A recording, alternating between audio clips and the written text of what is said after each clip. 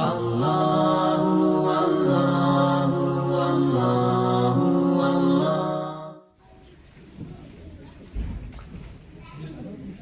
ونصلي ونسلم على رسوله الكريم أما بعد. Assalamu alaikum wa rahmatullah. Wa alaikum assalam. Pray you are well, and inshallah hopefully you as well. Okay, question. What does Islam say about Hakim?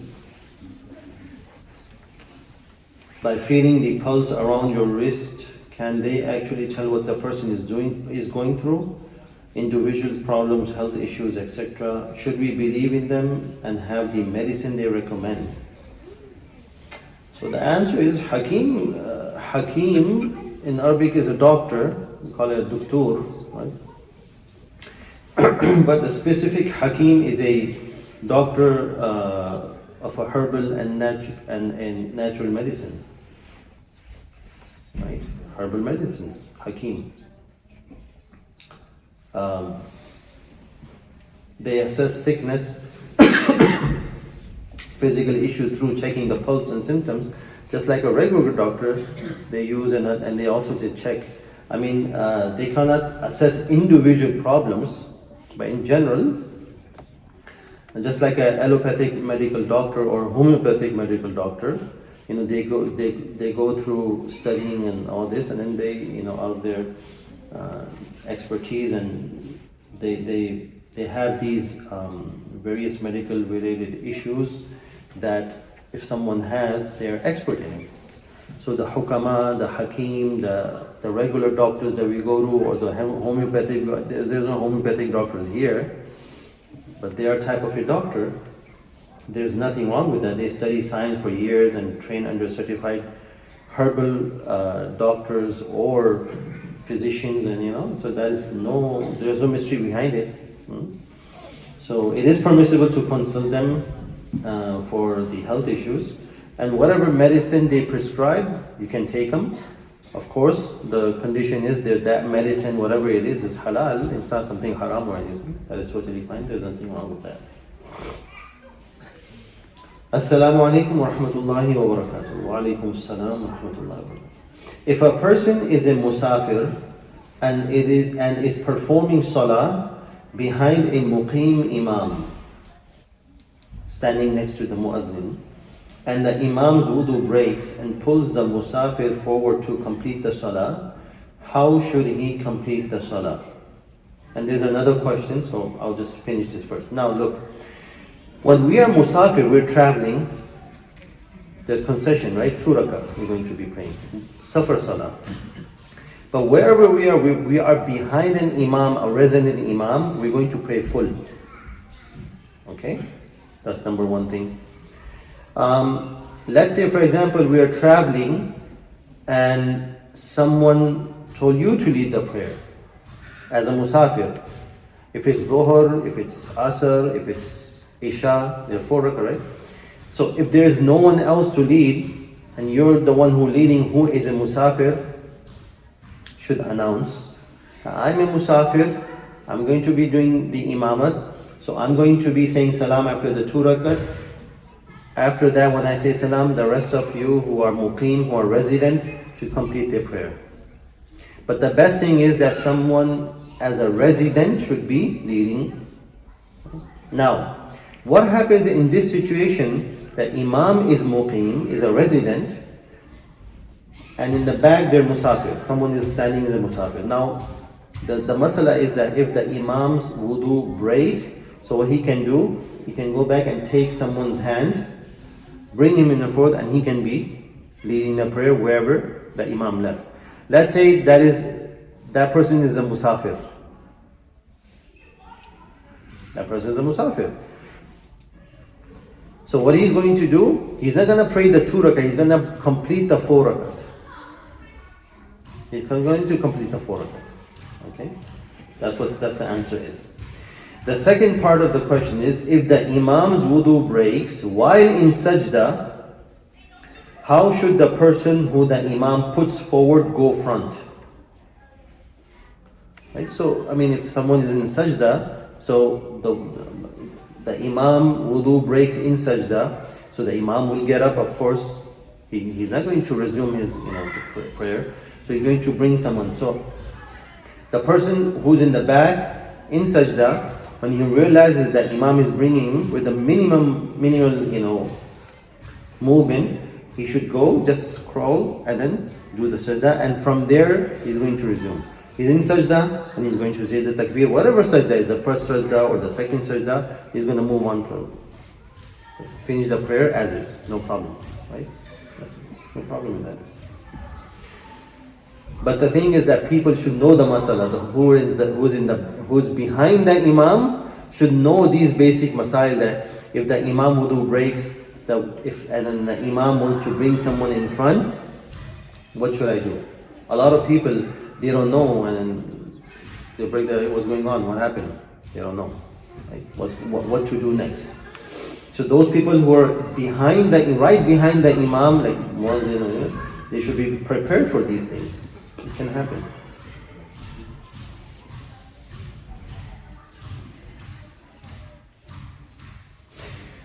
Question. Assalamu alaikum wa rahmatullahi wa alaikum salam. Okay, what is the ruling of visiting temples that are tourist attractions?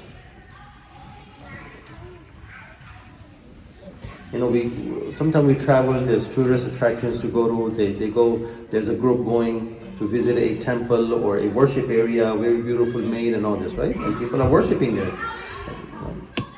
So the answer is, look, we as human beings are affected by our environment and our surroundings. It affects us, right? What we see, what we experience, what we hear, all this, right? These type of places, temples or some other religions, worship places, are full of kufr and shirk. There's nothing hidden. I mean, we know this, right? Wherever the worship area is other than a masjid, is kufr and shirk. And wherever kufr and shirk is being done, the anger and the ghadab of Allah is upon them.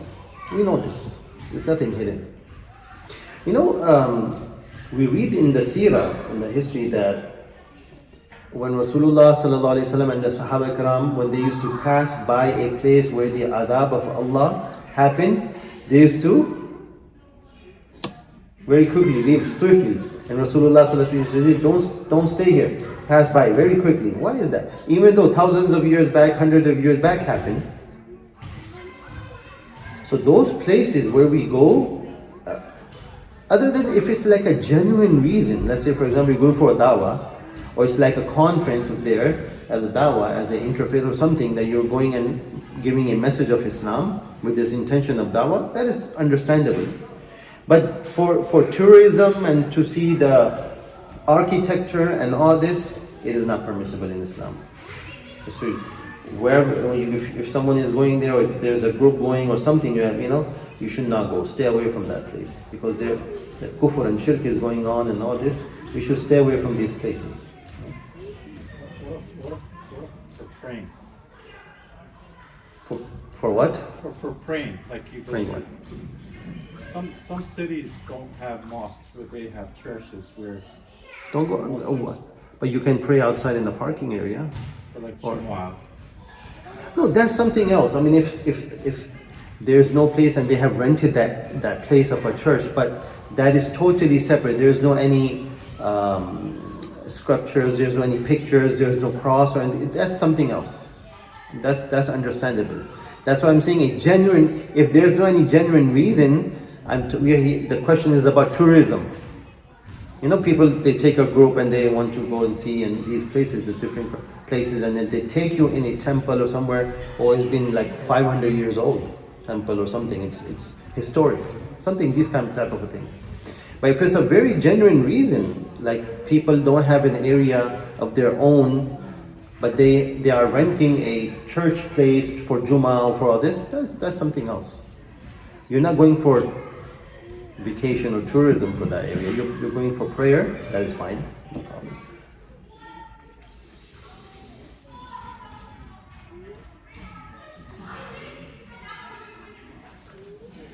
Assalamu alaikum wa alaikum salam. I want to know if a normal state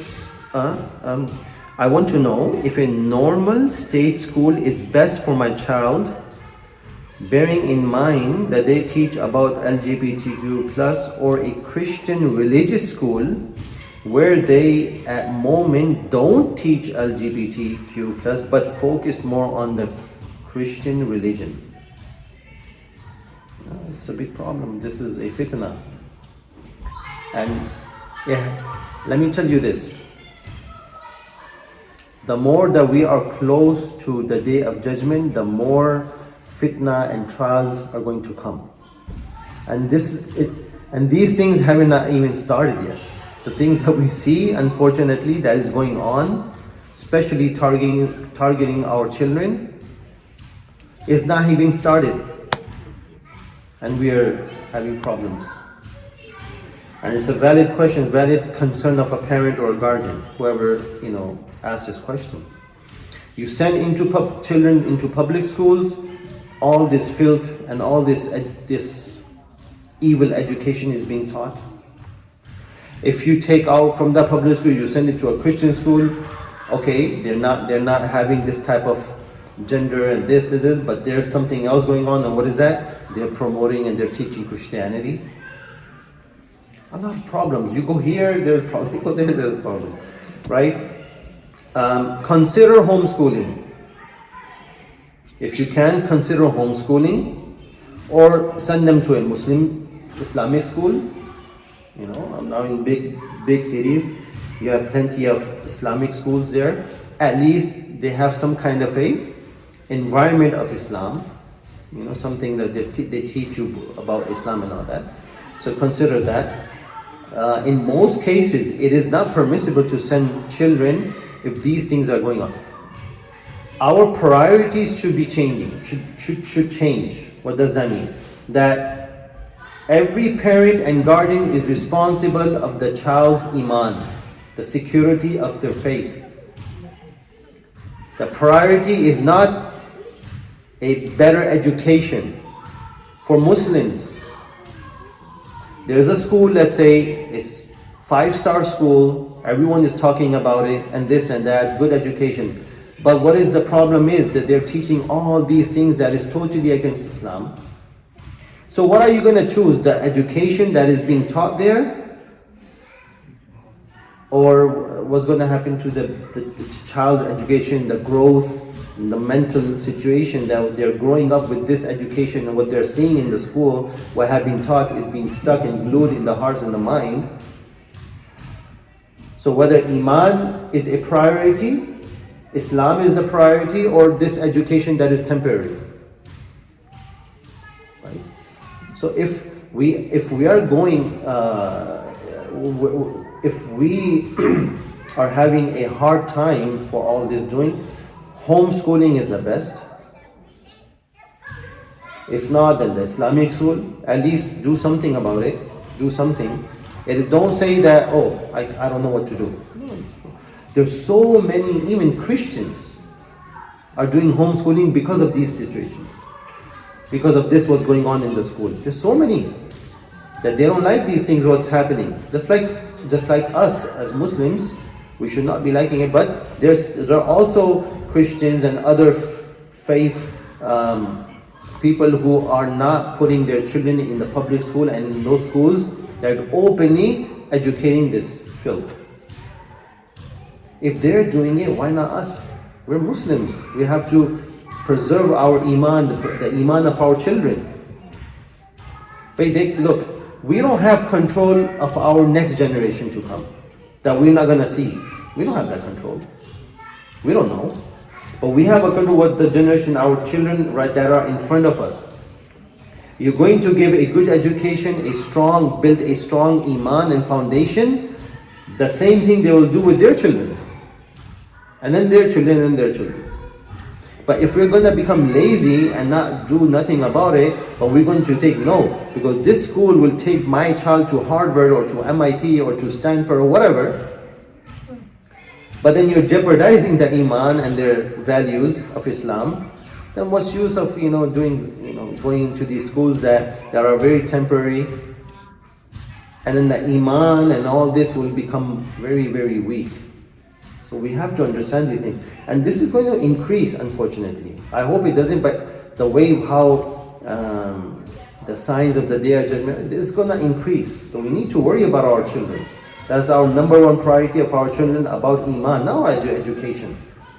Education, so many people don't have it. Let's say, for example, I'm not saying that don't give education. What I'm saying is that a lot of people don't have education in this dunya, but still they're living. Allah is the one who's giving risk to them. What I'm saying is that give them the environment as much as you can. The only thing is effort from us. That's what counts. We cannot 100% Islamic environment. That's not possible. But at least we're doing something. We're making an effort, and we have that fear. So try your level best to give the education. As I always say, the children, it should be a must for every child of yours to bring them to the masjid for maktab and for Sunday schools and all this, whatever environment you can give.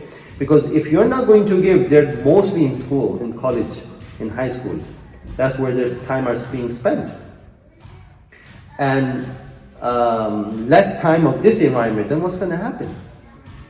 We're jeopardizing the iman and the values and all that. They're going to become very weak in all this. You have to have that environment.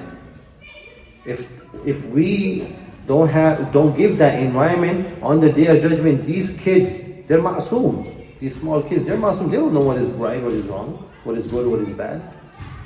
They look up to the parents and their guardians. On the Day of Judgment, they will point towards us. That we didn't know, you were living in this country, you were a Muslim, you said La ilaha illallah, you used to come to masjid, but why didn't you take us to the masjid? Why didn't you give us the environment? And look where I ended. Na'udhu May Allah protect our children. But what I'm saying is that where this, the dunya, the world is going, it's very scary. Yes, we are all here elders, we have lived our life. Alhamdulillah, we lived our life. But it is our children, so give that environment to them. Even though, let's say, you're sending them to public school, talk to them, have a conversation. What goes on there? Because what happened, I always say this, that when a child is born or grew up here, they think this is what it is. This is what life is, that's it.